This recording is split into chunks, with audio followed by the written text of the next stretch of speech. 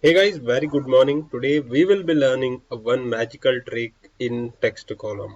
I bet you 90% of people are not aware about this trick.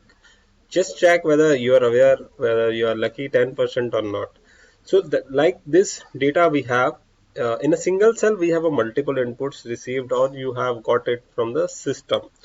Now what if I tell you you wanted to separate each item in single column B, column B, EMI will be in column C and so on.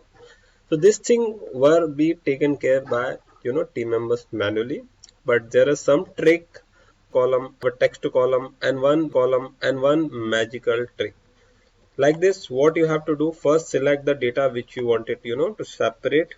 So like these two cell will be separated in column B, C, D, so on. Now first select the data and you have to use text column.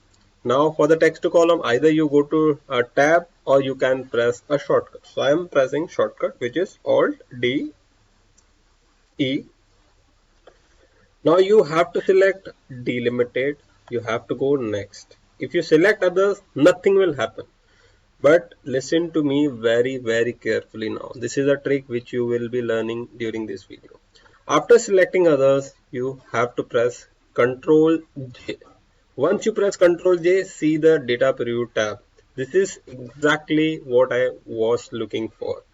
The Ctrl J is basically shortcut, to separate your data from a single text if you have a multiple input which is entered in a different line. Now after pressing Ctrl J, you can see the data which I required is fine. Click next and the destination in the B2. Whatever will start from B2, my same data will be available in the column A.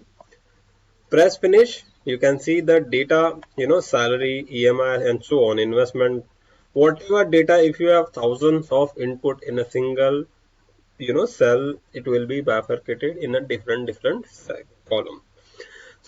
Control J using in text column. Commented whether you were aware about this particular logic or you can say magic.